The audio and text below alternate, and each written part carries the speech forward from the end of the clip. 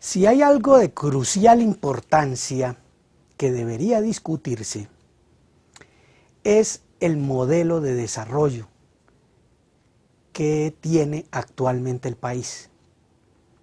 Después de más de 20 años de neoliberalismo, que significó virtualmente la desaparición de la agricultura, el aniquilamiento de la industria manufacturera, el país se ha enrumbado por la vía de la explotación de los recursos naturales. En particular, hidrocarburos y en general la minería. Esta vía significa una depredación aún mayor de los recursos y del medio ambiente y un impacto social enorme sobre las poblaciones que generalmente son desplazadas para instalar estos proyectos de minería. Eso es un punto que debería discutirse en las campañas electorales. ¿Qué modelo de desarrollo queremos para el país? Y a ese tema dedicamos nuestra primera nota. En el 2008 fue anunciado públicamente el megaproyecto minero La Colosa para explotar el yacimiento de oro, según el presidente Uribe, más grande de la historia de Colombia. El yacimiento está ubicado en el municipio de Cajamarca, Tolima. La concesión para la exploración y explotación fue adjudicada a la multinacional Anglobol Ashanti. El presidente de la organización ecológica Cosmos nos explica en qué consiste una explotación a cielo abierto y sus consecuencias a nivel ambiental y humano. Las principales minas de oro en el mundo se están agotando o están agotadas. Son esas minas donde el oro estaba más o menos choto, como decimos nosotros, o sea, pulpito, fácil de sacar, pepas grandes, vetas grandes, o áreas a la orilla de los ríos, que era donde se hacía la explotación de aluviones o de ir a mazamorrear o con máquinas grandes también sacar el oro de allí, que se había acumulado durante miles de años. Como todo eso se ha acabado, ahora de lo que se trata es de extraer partículas casi o microscópicas incluso, que se encuentran muy dispersas en material del subsuelo. Es cuando entra en juego los desarrollos tecnológicos, las grandes máquinas y la química.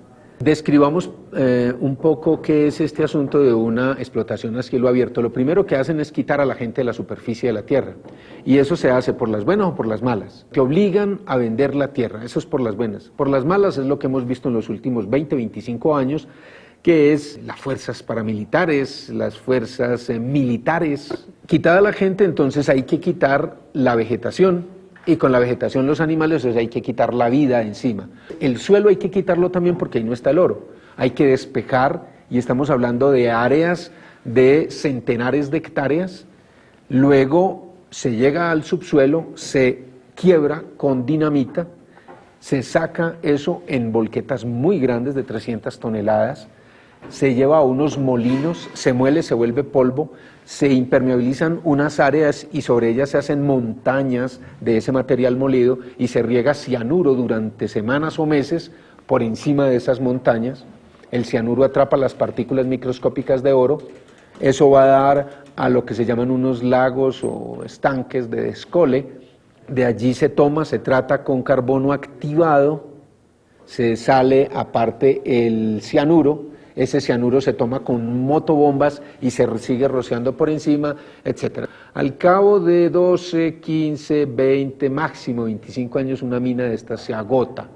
La empresa se va y a nosotros nos queda un hueco inmenso, completamente estéril, de donde han desaparecido la vida, el suelo, la gente, por supuesto, las fuentes de agua, montañas de un material saturado de cianuro, las máquinas donde están los molinos, que eso no se lo llevan, las factorías donde se hacen los procesos químicos, que eso no lo llevan, y esos grandes estanques llenos de cianuro, las montañas de material fracturado, molido y saturado de cianuro, van a seguir generando contaminación durante siglos.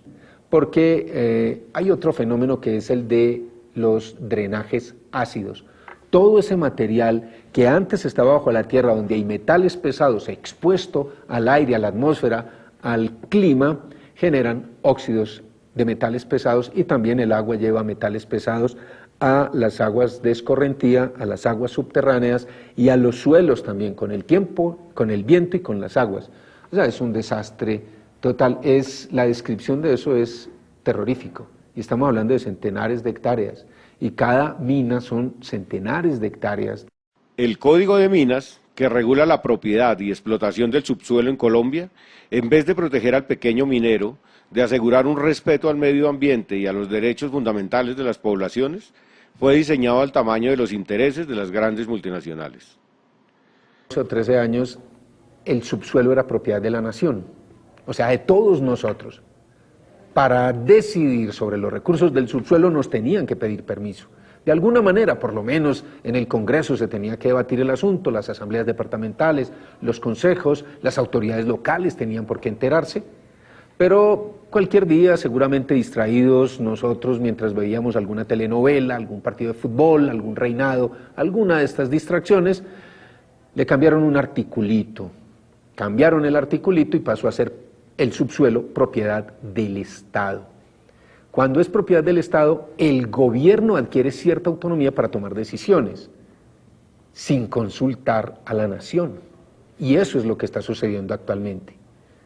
En las localidades, incluso las autoridades locales y regionales son las últimas que se enteran del hecho de que ya se han establecido contratos de concesión, que son casi que formas de propiedad, sobre sus propios territorios, donde tienen jurisdicción. El modelo de desarrollo económico pensado para Colombia en los próximos años, basado en la minería, genera mayores niveles de desempleo y la desaparición de la poca industria que le queda a Colombia. Así lo han señalado varios expertos que han hecho análisis sobre el desastre económico, social y ambiental en países que ya pasaron por esta experiencia.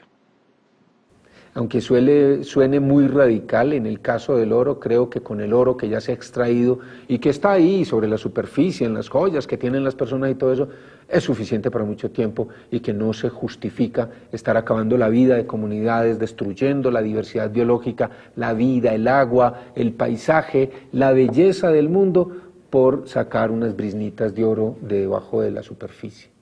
Sí, efectivamente, cualquiera podría decir que siempre hay riesgos, y que si queremos conseguir el desarrollo hay que asumir los riesgos. Pero no es tan sencillo. ¿De qué magnitud son los riesgos? ¿Vale la pena los enormes sacrificios sociales y ambientales que se deben hacer para obtener unos ingresos externos por cuenta de la exportación de recursos naturales? La respuesta parece ser negativa, porque en realidad es un espejismo.